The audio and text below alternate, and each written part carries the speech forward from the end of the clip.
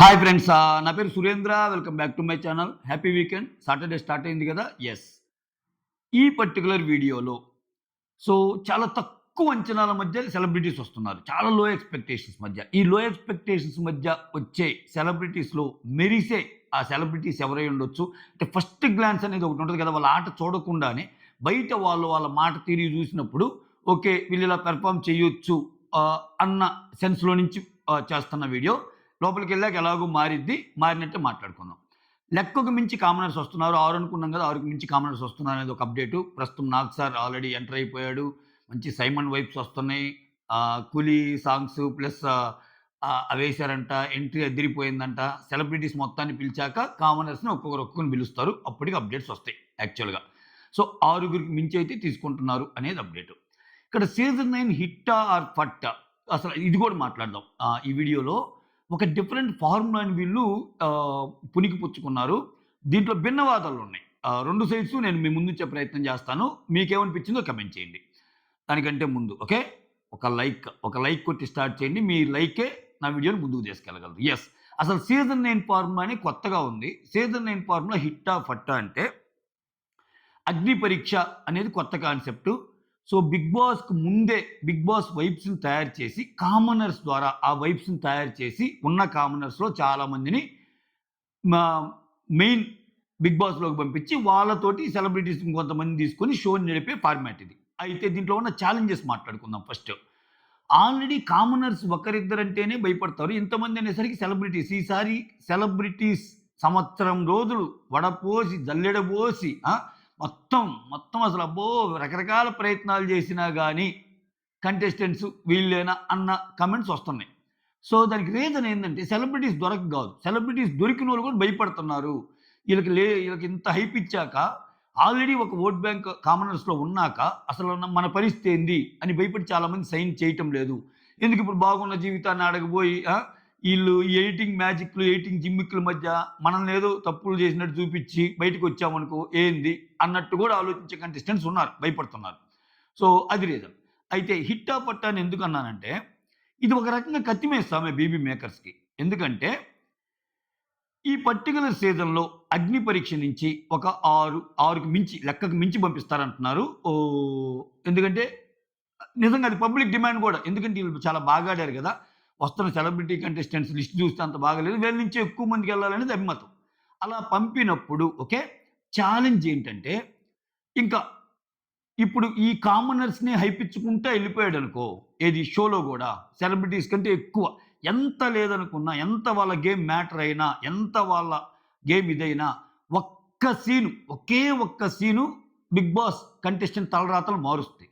చెప్పలేం. అంటే వాళ్ళు కావాలనుకుంటే నేను బలంగా నమ్మేదేందంటే, నువ్వు ఎంత మంచిగున్నా, నువ్వు ఎలా చూపించాలి, నువ్వెలా కనపడాలనేది నీ బిహేవియర్ కంటే బిగ్ బాస్ టీమ్ నిన్ను చూపించే రిప్రజెంటేషన్‌లోనే ఎక్కువ డిపెండ్ అయిందని అంటా నేనైతే. ఎక్కువ నమ్ముతా. ఎందుకంటే వాళ్ళు నీలో ఉన్న నెగటివిటీని తగ్గియొచ్చు, పాజిటివిటీని పెంచొచ్చు.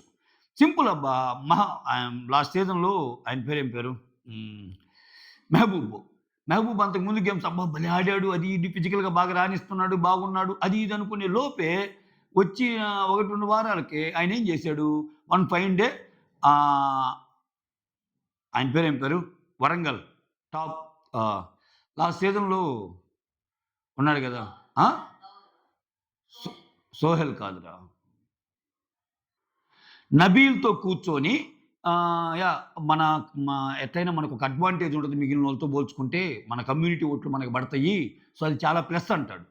అటువంటి డైలాగ్ ఇప్పుడు ఈ డైలాగ్ కాకుండా మిగిలిన ఎన్ని చూపించినా గాని పెద్ద ఇంపాక్ట్ అవ్వదు. బట్ ఇదొక్క డైలాగ్ చాలు. అది ఎంత ఇంపాక్ట్ క్రియేట్ అయింది. అసల ఆ షోలోకి తీసుకెళ్ళి కమ్యూనిటీ అవరాలు మాట్లాడటం ఏంది మెహబూబు చాలా ఇంపాక్ట్ క్రియేట్ అయ్యిద్ది.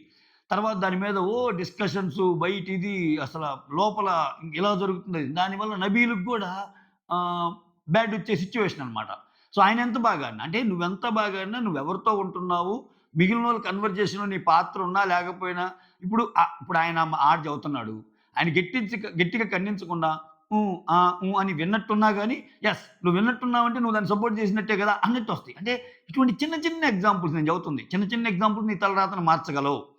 చాలా చాలా చాలా జాగ్రత్తగా ఆడాలి బిగ్ బాస్‌లో అనేది ఎందుకంటే నువ్వనుకుంటావు నేను మంచిగా ఉన్నా గదా! ఈ ఒక్క చిన్న పాయింటే గదా! అని. కానీ వాళ్ళ దృష్టిలో నువ్వు మంచి ఎన్నున్నా ఆ చిన్న పాయింట్ హైలైట్ చేశారనుకో ఖతం. ఇంకంతే. ఆ చిన్న నువ్వనుకునే చాలా చిన్న పాయింటే ప్రేక్షకులకు చాలా పెద్ద పాయింట్ అనుకో గయా. సో, ఇట్లా ఉంటది. సో, ఈ పరిస్థితుల మధ్య వాళ్ళకెందుకు ఛాలెంజ్ అంటే ఇప్పుడు కామనర్స్‌ని ఎక్కువ ఫోకస్ చేశారనుకో, సెలబ్రిటీస్ అనేవోళ్ళు అసలే మక్కువ చూపియటానికి రాని పక్షంలో ఈ ఈ సీజన్ మొత్తం కామనర్స్ హవా నడిచిందనుకో. ఓకే. హవా నడవటం ఇన్ ది సెన్స్ టాప్ 5లో ఒక ఇద్దరు, ముగ్గురు కామనర్స్ ఉండి అసల కనీసం ఒకరిద్దరు సెలబ్రిటీస్ అట్లా ఉన్నారనుకో. అప్పుడేమైద్ది? సెలబ్రిటీస్ వచ్చే వాళ్ళ సంఖ్య ఇంకా తగ్గిపోద్ది.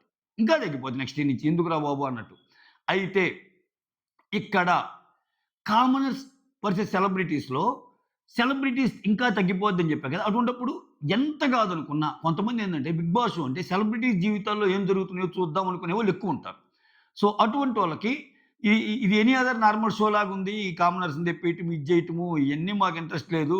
నేను రోజు టీవీలో చూసాను. విడి లైఫ్‌లో ఎలా ఉంటదో చూద్దాం అనుకోవటం నా మతలబు. సో, ఇదక్కడ జరగటం లేదు కదా! అన్నప్పుడు కొంచెం తగ్గొచ్చు. ఓకే.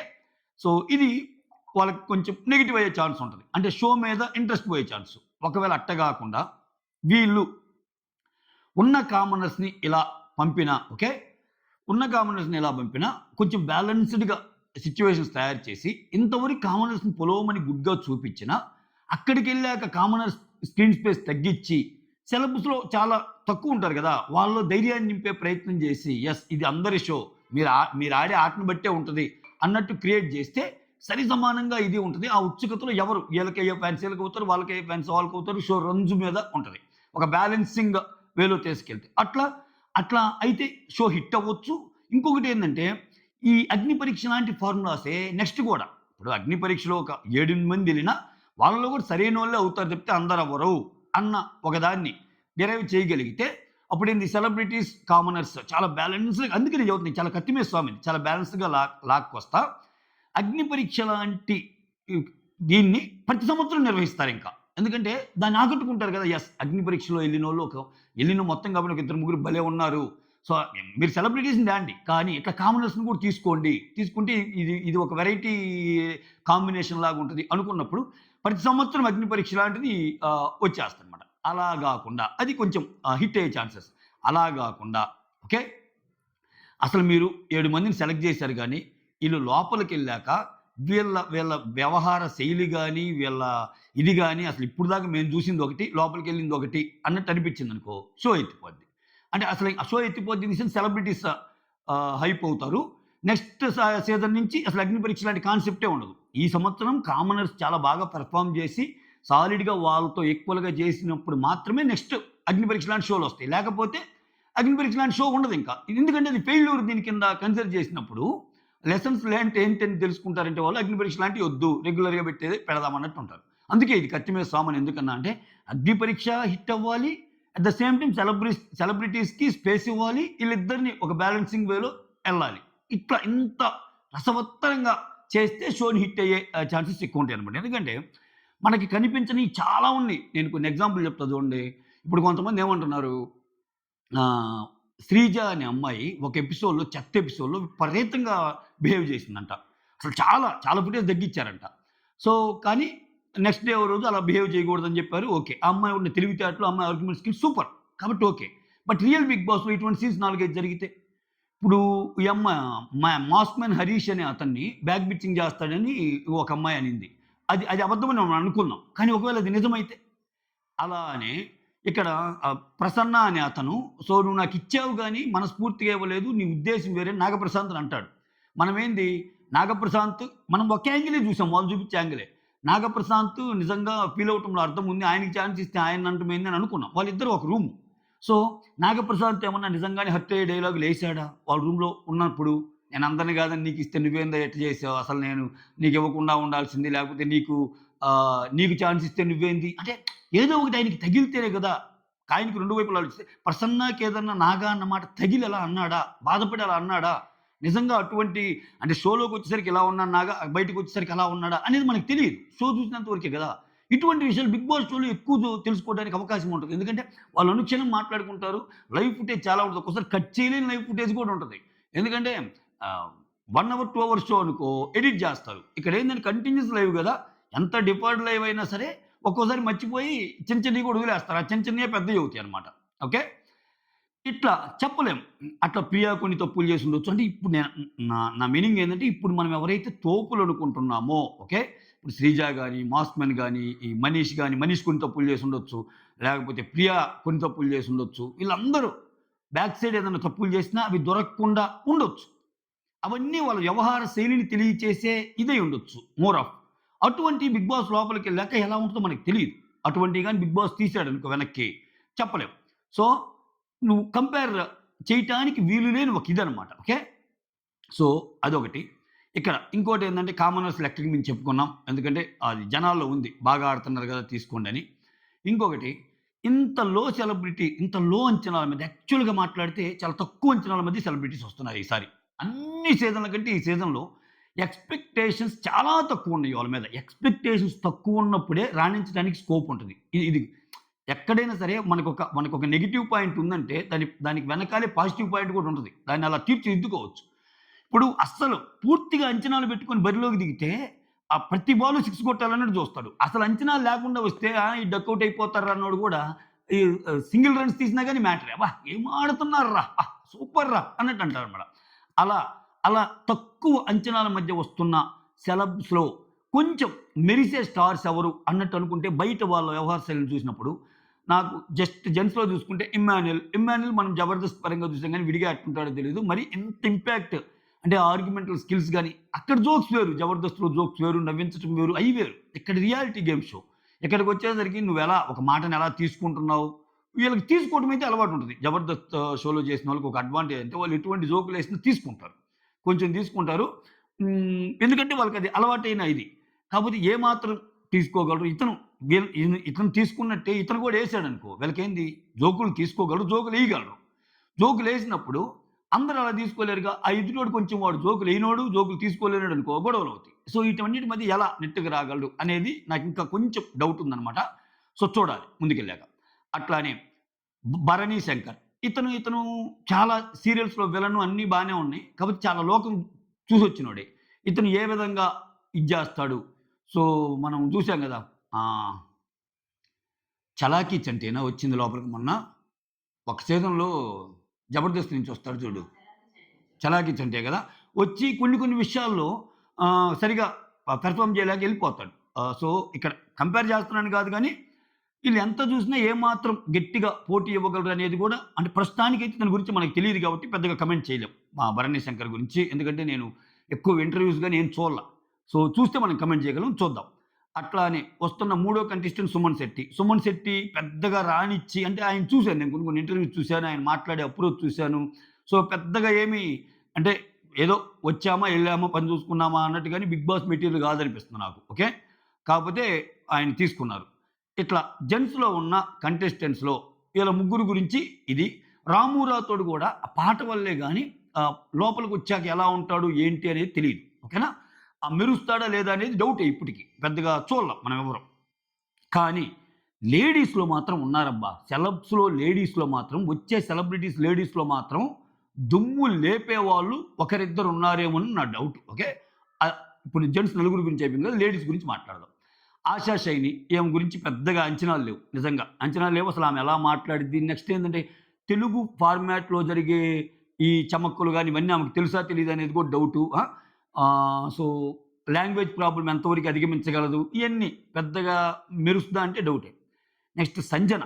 ఈ అమ్మాయి కన్నడ నుంచి వస్తున్నా గాని, ఈ అమ్మాయి హిస్టరీ జూస్తే కూసంత నాకు షాక్‌కి గురి చేసింది. అంటే ఈ అమ్మాయి డ్రగ్స్ స్కాండల్‌లో ఉంది. తర్వాత కర్ణాటక హైకోర్ట్ వచ్చి క్వాష్ చేసింది పిటిషన్‌ని.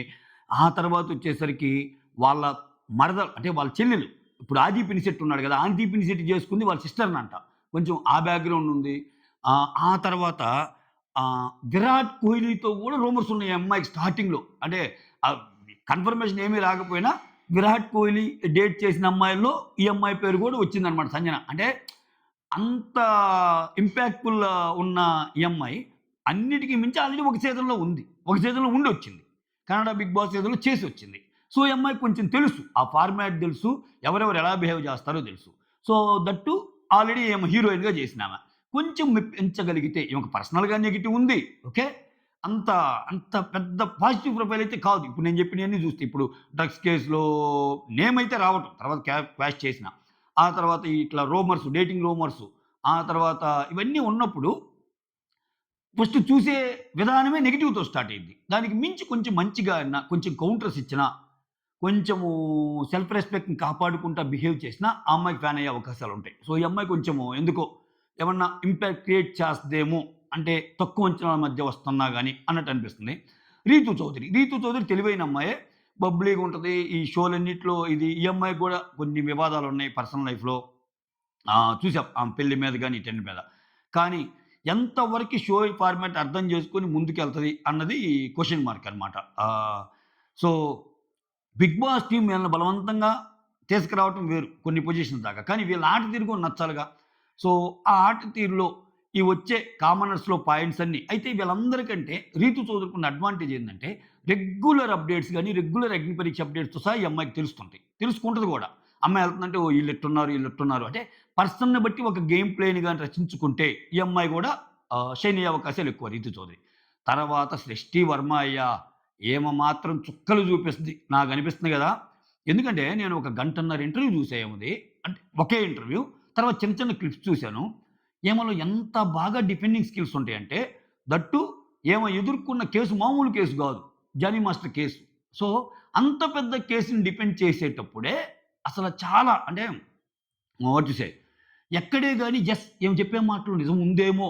నిజము, అబద్ధం మనకు తెలీదు. అది దేవుడికి తెలియాలి. వాళ్ళిద్దరి మధ్య ఏం జరిగింది. కానీ నువ్వు మాట్లాడే మాటల ద్వారా ఒక కాన్ఫిడెన్స్‌ని క్రియేట్ చేయటం ఉంటుంది చూసావా? అరేయ్! ఈ అమ్మాయి ఆ! ఓహ్! అట్లా విత్ రీజనింగ్‌తో సహా చెప్పే తెలివితేటలు ఈ అమ్మాయికున్నప్పుడు, అంత పెద్ద ఇష్యూని బయట ఫేస్ చేసినప్పుడు, 'బిగ్ బాస్' షోలో తెలుగు, తెలుగు ఈ అమ్మాయికి అర్థమైద్ది నీట్‌గా. తెలుగు అర్థమైద్ది. తెలుగు బానే మాట్లాడిద్ది. తెలుగు పిల్ల కాకపోయినా. సో, ఖచ్చితంగా కొన్ని సంవత్సరాల నుంచి తెలుగు ఇండస్ట్రీలో ఉంటా, కొన్ని సంవత్సరాల నుంచి తెలుగులో ఏం జరుగుతుంది అని తెలిసిన ఈ అమ్మాయికి, ఈ వచ్చే వాళ్ళని ఫేస్ చేయటం పెద్ద కష్టం కాదేమో అన్నట్టు నాకనిపించింది. ఓకే. సో, ఈ అమ్మాయి గూడా మెరవచ్చు అనిపించింది. ఇది మ్యాటర్. ఓకే. లేడీస్‌లో ఎంతమంది 'రితు చౌదరి', 'ఆశా షైని', 'సంజన' అండ్ దెన్ 'సృష్టి' ఇంకొకరెవరు? 'తనూజ గౌడ్'. 'తనూజ గౌడ్' సీరియల్స్ నుంచి వస్తున్న అమ్మాయి. ఓన్లీ బ్యూటీ కోషంటే మనం చూడగలం గానీ, ఈ అమ్మాయి ఆర్గ్యుమెంట్స్ ఎలా ఉంటదనేది డౌటే. చూడాలి. బట్ దానికి మాత్రం వస్తున్న సెలబ్రిటీస్‌లో మాత్రం ఈ 9 మందిలో జెంట్స్ కొంచెం ఇదిగానే ఉన్నారు. టు బి ఫ్రాంక్ చెప్పాలంటే. అంటే అంత తెలివైనోళ్ళు గాని ఇప్పుడు అట్నే పడిపోద్ది ముద్ర. ఇప్పుడు సీజన్ 8 శివాజీ గారు రాంగానే అది గదా సెలక్షన్ అనిపిచ్చింది. అంటే ఆయన ఎలా అన్నా ఆడని ఒక ఫస్ట్ ఇంప్రెషన్ అనేది ఉంటదిగా. ఎందుకని శివాజీని చాలా సార్లు మనం బయట చూసాం. శివాజీ పొలిటికల్‌గా ఎలా మాట్లాడతాడు, శివాజీ ఇష్యూ బేస్డ్ విషయాలు ఎలా మాట్లాడతాడు, శివాజీ డిబేటింగ్ స్కిల్స్ ఎలా ఉంటాయి, ఇయన్నీ చూసినప్పుడు ఆయన్ని ఫాలో అయ్యేవాళ్ళు ఎంతమంది ఉంటారో, ఆయనకి వ్యతిరేకులు కూడా అంతే మంది ఉంటారు. బట్ ఒక బజ్ అయితే క్రియేట్ అయ్యిద్ది అటువంటి వాళ్ళని తేవటం వల్ల. సో, అట్లా నేనంటుంది ఆ రేంజ్ సెలబ్రిటీస్ జెంట్స్‌లో అయితే ఎవరు కనపడటంలా నాకు. ఇప్పుడు ఈ మధ్య ఈళ్ళొస్తున్న నలుగురిలో మనకి తెలియకుండా అత్యద్భుతంగా వాళ్ళు ప్లాన్ జేసి ఒకరిద్దరిని కొత్తోళ్ళని ఎవరినైనా వదిలి వావ్! ఈళ్ళు గదరా గావాల్సింది అన్నట్టు జేస్తే ఆ అప్‌డేట్స్ వస్తాయి సాయంత్రం లోపు. ఎంత దాచినా దాగవు. ఒకవేళ ఈ వీడియో అయిపోయే లోపే అప్‌డేట్స్ వచ్చినా గాని నేను మళ్ళా వీడియోస్‌లో జేస్తాను. ఇది మ్యాటర్. మీకేమనిపించిందో కామెంట్ జేయండి. This is the special analysis video. మళ్ళా ఇంకో వీడియోలో కలుసుకుందాం. Till then goodbye. Signing of.